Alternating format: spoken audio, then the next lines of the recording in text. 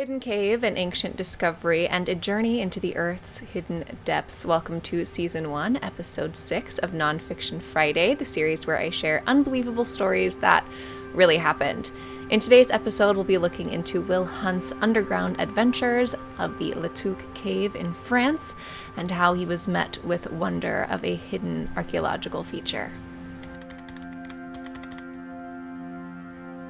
Will Hunt is a man who has spent years exploring the underground world, from underground cities to caves, subway systems, catacombs, mines, you name it, he has explored it. But it would be a November morning in the southwest of France when Will would be about to embark on one of his most memorable explorations yet. The Pyrenees may look deceptively large and foreboding and solid, but underneath them lies a plethora of cave systems that, over the last 150 years, archaeologists have been unearthing in order to discover tons of artwork that was left by hunter-gatherer tribes thousands and thousands of years ago. One of the first discoveries in this area was in 1879 when a man and his daughter were simply doing a little family exploring, and the girl was in the cave with her dad, and she looked up and noticed this beautiful painted red bison across the ceiling. Ever since then, we have grown with this mystery and almost a madness and obsession with these cave paintings, studying them, being in awe of their majesty, and with that comes a series of questions. What we can't know about the artwork found across at least 350 caves across Europe is the why. Was it simply art for the sake of art? Was it some sort of spell casting that these people believed would lead to a better hunt? Was it something ritualistic? And aside from the psychological reasons that we can deliberate over, we also have to ask why these artworks are so often hidden, put out of the way of prying eyes, and often in the most difficult places to reach. Will Hunt came to the Pyrenees to witness one of the most deeply hidden and perhaps one of the most bewildering artworks in this region, the Clay Bison. They are also perhaps one of the most difficult works to actually go and see. Letuc, the cave where they are housed, is actually on private land owned by an aristocratic family who has been on this land for generations. They only open the cave when they want to, about once a year, and only to invited guests. Some people, even experts, wait their entire lives for an invitation to see this cave, an invitation that often never comes. After some extensive searching and asking, Will was able to get the address of one of the owners of this property.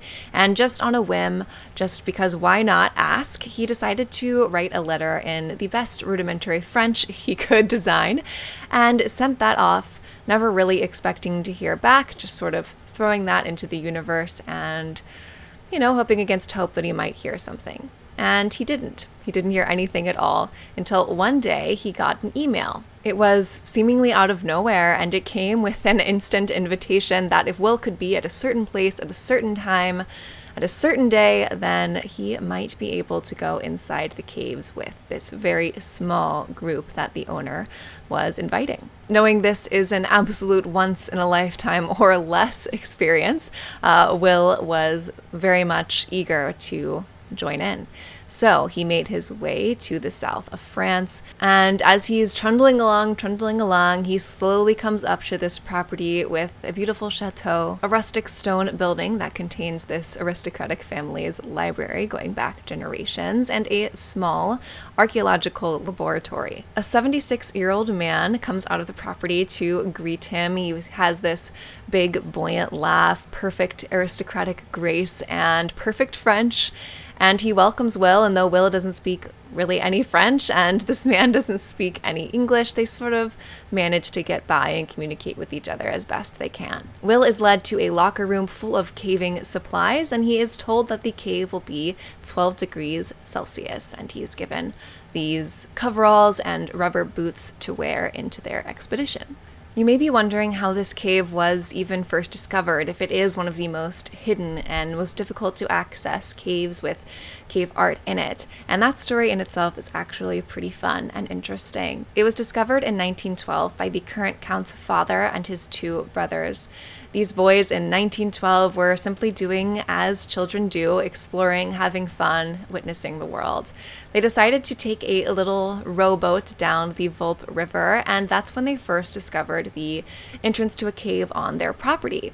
So as the months went by, the boys kept returning to these caves, going back into the different systems and enclosures, kind of making their way through, just doing their own little exploration. One day, one of the brothers noticed this pile of fallen down, crushed stalactites, and so he decided to just clear those out, and behind them, they discovered a passageway, and naturally, an irresistible urge of wonder and a little bit of fear, I assume, came over these boys, and they decided to dive in further. So they went down this tunnel, another tunnel, came out into a room, went into another one, and basically just kept on going until they came across something pretty incredible. More than half a mile into this cave was two perfectly carved, perfectly preserved bison carved out of clay and just left in this room that's so deep within this cave system and that has been sitting here for who knows how long.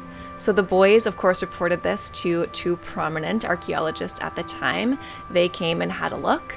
And these bison have become such a part of this family's ancestral culture that every October they celebrate the discovery, the family discovery of this amazing archaeological gem that is hidden on their own property. And they do that by making fire from friction, throwing spears, making stone tools, recounting the story of how their ancestors discovered this incredible archaeological feature, and of course, they have to have a dinner with some form of bison being served. The family must feel an immense sense of pride and protection over the caves and this entire ecosystem, so it's very difficult to get inside, understandably so, and it is privately owned, so any entrance is up to them. The day Will goes, it's just Will and 5 others, so 6 in total, one of which is the Count and another which is a long-working archaeologist who has been part of working with these caves and studying them for quite some time.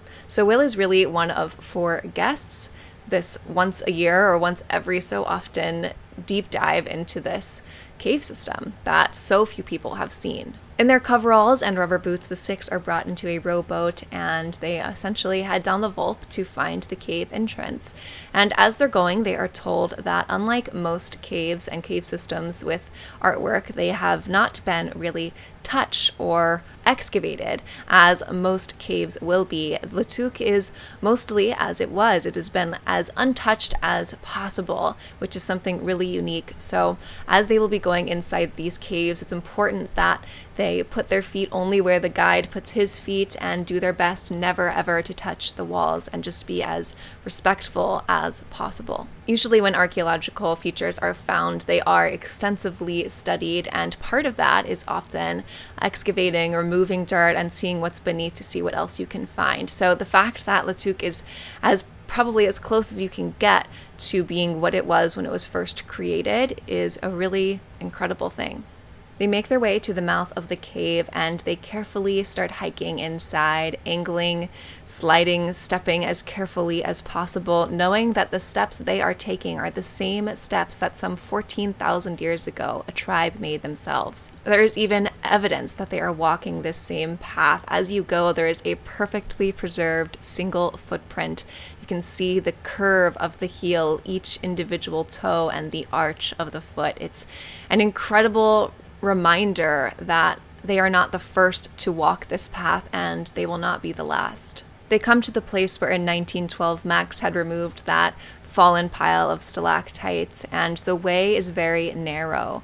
Suddenly the realization that they are in a cave and that they are going deep within it is understood by the entire group. the only way through is to crawl on your belly. Will is warned not to panic, and he makes his way on his forearms with his legs snaking behind him. Once through, they emerge into this calcite-covered chamber. Everything has a pearlescent glow, and in 1912, this area had been so undisturbed for so long that simply the boys' voices as they chatted as they made their way through was enough to burst all of these calcite formations, and they shattered to the floor around them. The group continues on, winding up and down. The hike at this point is about 2.5 hours long. They are in pure darkness, broken only by their own lanterns. And the group has become sort of quiet, quite reverent, taking in this experience and knowing that they are on the edge of experiencing something that so few people will ever experience. Suddenly, the guide drops to his knees and he motions for the others to do the same. He signals for everyone to turn out their lights until they are in complete darkness. The guide illuminates his lantern, creating a single beam across the cave, and as the light sweeps from wall to wall, so too does the heads of all 6 as if they are in unison, until suddenly their eyes and the lantern light lands on 2 perfectly carved bison, and the group is frozen in awe, just stunned at the detail. The guide starts whispering, talking very quietly about all the details that he's pointing out in French, and Will is so overwhelmed by this experience, by this witnessing of something so remarkable, that he cannot hear anything anymore except the beating of his own heart in his chest and his eardrums. He's just so overwhelmed he actually comes to tears, and this is not an unusual reaction. There is actually a guest log that the family keeps where people have recounted a similar experience. It's an incredible thing to come face to face with our own history. You feel almost like you are completely alone, yet connected to so much. And Will is now in the presence of something created some 14,000 years ago by a culture lost to time. There is a feeling of wonder between then and now, and you have to wonder how and why these were created and what they mean. The only hint lies in an adjacent chamber, where clay has been pulled from the center in order to form these bison, where they were placed in the center of this room. In the adjacent chamber are 138 footprints, all heel prints going in a circle around the center. In an effort to find out more about the clay bison and the adjacent room where the clay was pulled from, the family in 2013 reached out to members of the San tribe. The San tribe is one of the oldest cultures in the world and are from the Kalahari Desert. They are one of the last cultures to participate in hunter-gatherer methods, and they are such experts in tracking that they can tell so much more from a footprint than you could ever imagine. They can tell a person's sex, age, the speed of their walking, whether or not they were calm or frightened, whether or not they were carrying something, all from a footprint. So 2 San representatives came to Latuk to witness these footprints and share with the family what they could. They determined the steps were likely made by a boy of about 14 and a man of about 38. And they also had a theory about why all of the footprints were simply the heel.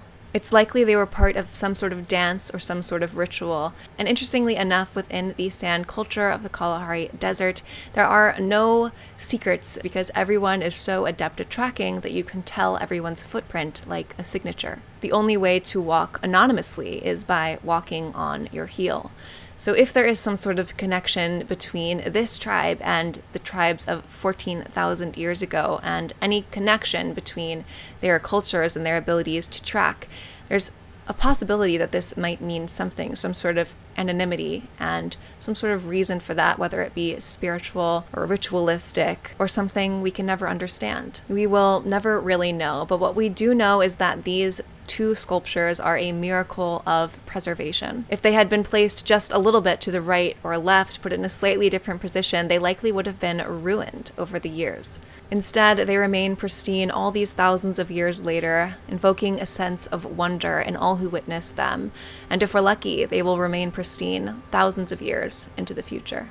If you'd like to know more about this story in more vivid detail, do be sure to check out Will Hunt's book, Underground, in which he shares an incredible summation of his underground explorations and adventures. It's a book that evokes a sense of wonder and human spirit that I hope you will read and enjoy the mystery of our pull to the underground. What is it that so excites and fascinates us about the world beneath our feet? Definitely check this out if you're looking for a great nonfiction read.